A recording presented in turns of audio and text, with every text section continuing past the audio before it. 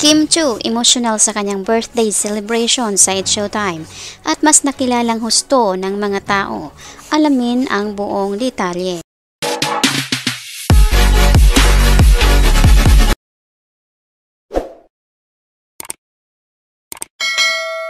Magandang araw mga kaibigan, welcome back to our YouTube channel, Be Truth. Ipinagdiwang ang kaarawan ni Kim Chiu sa It's Showtime ngayong araw, April 27, 2024. Naging emotional ito dahil maraming nagbibigay ng mensahe at higit sa lahat ang mga revelasyong mensahe kung sino talaga ang tunay na Kimi. Lahat ng host ng It's Showtime ay binabati at nagbigay ito ng mensahe kay Kim Chiu. Isa sa highlights dito ang tagus-puso at puno ng pagmamahal ang kanyang ate Lakam.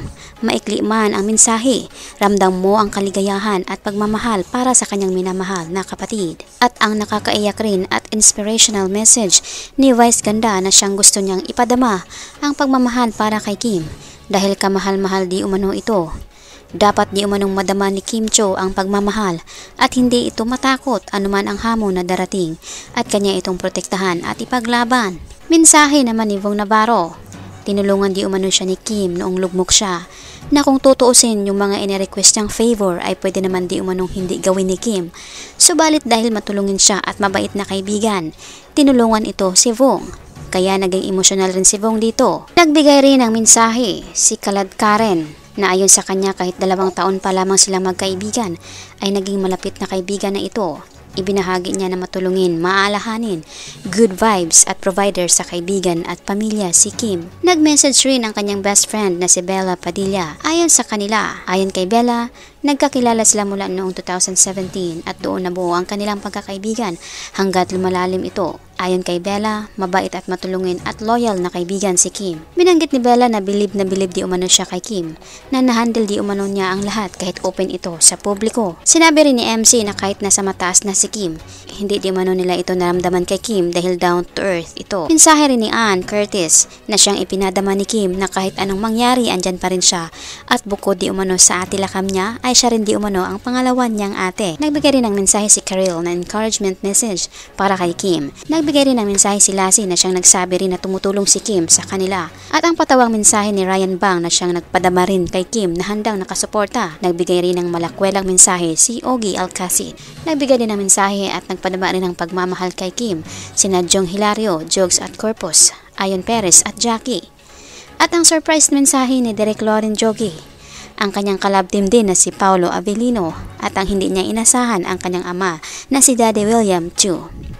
Sa lahat ng kanyang nabanggit ay mas lalong nakilalang tunay si Kim Chiu, ang matulungin, maalahanin, maasahan at mapagmahal na tao. Kaya maraming humahanga sa kanya at naka-appreciate hindi lamang ang mga kaibigan at pamilya, kundi ang kanyang mga tagahanga. Kaya nang dahil dito, emosyonal at tagus-puso rin ang mensaheng sinabi ni Kim sa kanyang birthday, kung saan sinabi niya na pinasalamatan niya lahat ng mga kaibigan at pamilyang naka-appreciate at nagmamahal sa kanya.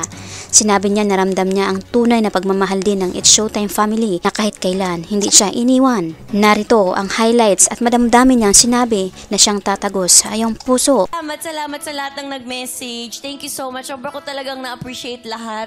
And sa pinapakita niyong pagmamahal, parang naliligo na talaga ako everyday. Sa lahat ng taong napapaligiran ko. Napapaligiran pa, dami ba ako? Sa napapaligiran ko, sumuko na kayo. Pero sobra talaga yung love, appreciation, and yung positivity na nakikita ko araw-araw. Salamat dahil tinutulungan niyo ako as this. Oh, sorry. Sa araw-araw, hindi naman laging masaya. Pero sa tulong ninyong lahat na nakikita ko na masaya kayo, pati ako nasisiyahan na rin. So thank you so much to my Showtime family. Thank you for helping me to regain my smile since last year. And salamat dahil nandyan kayo para sa akin, para sumuporta, umalalay, and parang wala nangyari, pero magtatawanan tayo, magsisiyahan tayo. Kaya araw-araw ako pumapasok dito kasi nandito yung happiness, nandito yung pamilya, nandito yung lugar kung saan hindi ka iiwan. Thank you so much. Promise yan. Hindi ka namin iiwan. Promise yan. Samantala, Na-hot seat si Paulo Avellino sa Luis Lessons interview ni Luis Manzano Vlog. Isa sa dahilan dito dahil sa kanilang upcoming movie na Elevator kasama si Kylie Versosa sa movie. Dahil nga sa mga katanungan ni Luis at kanilang napapag-usapan, pinanggit rin ni Paulo patungkol sa tambalan o love team nila ni Kim na sinabi niya na professional di umano ito si Kim. Inamin din ni Paulo na hindi naging madali ang iba't ibang karakter. From linlang to What's Wrong with Secretary Kim. Mahirap di umano ang adjustment, subalit na overcome naman ito ng husto. Binanggit rin ni Paulo Avellino as an actor, gusto rin niyang ma-challenge dahil siyang humuhubog ng husto sa kanya. Inamin niya na may mga actors na takot rin siyang makatrabaho. In a way na ayon kay Paulo, nahihirapan di umano siya sa takot na baka hindi di umano niya ma-perform ng husto sa level na binibigay nila. Katulad na lang di umano nila Ronnie Lazaro, Joel Torre, Noni Vencamino. Isa rin sa tanong ni Luis Manzano kung napagalitan o nasabunan na ba di umano si Paulo ng directors. Ibinanggit ni Paulo ang mga directors kung saan napagsabihan siya gaya ni na Joel Lamangan, Mario J. De Los Reyes, Case Adilla. Subalit ayon sa kanya, na-appreciate niya ito at naintindihan dahil kahit ganun sila sa trabaho, mabait naman di umano sa likod ng kamera at siyang challenge di umano at motivation para mas lalong matuto ng husto. May mga katanungan din si Luis na siyang nagbigay kaba ni Paulo, subalit may mga opsyon ito kaya nakaligtas siya dito. Mga kaibigan, anong masasabi mo dito? Ano man ang iyong opinion o komento, welcome kayo dito. Maraming salamat po.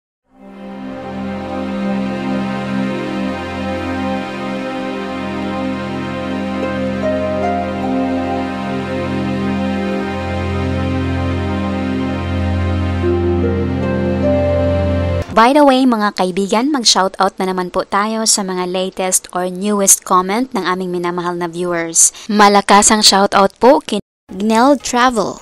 Malakasang shoutout kay Inday. Malakasang shoutout kay Jesse Domingo. Malakasang shoutout kay John Angelo Gilas. Malakasang shoutout kay Luz Canlas. Malakasang shoutout kay Crisanta Harvey. Malakasang shoutout kay Anisita Racaza. Malakasang shoutout kay Cleo Sosobrado. Malakasang shoutout kay Rosario Lim. Malakasang shoutout kay Emily De La Cruz Granito. Malakasang shoutout kay Lorenza Dion. Malakasang shoutout kay Jarcy. Malakasang shoutout kay Love. Malakasang shoutout kay Pemi Alcantara. Malakasang shoutout kay Helen Balatbat. Malakasang shoutout kay Teresita Mercurio. Malakasang shoutout kay Lolita Filomeno. Malakasang shoutout kay Glory Tura. Malakasang shoutout kay Isabelita Katan at malakasang shoutout kay Elsie Hernando. Malakasang palakpak po sa inyong lahat. Marami pong salamat sa inyong pagbibisita at pag-effort na rin na magkomento. Pasalamatan din po namin kayong lahat naming minamahal na viewers.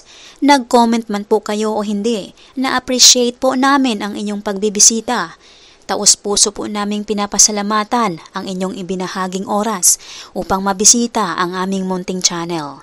Saan man po kayo naroroon, mag-ingat po kayo lagi. Malakasang palakpak po sa inyong lahat. God bless us po at maraming salamat.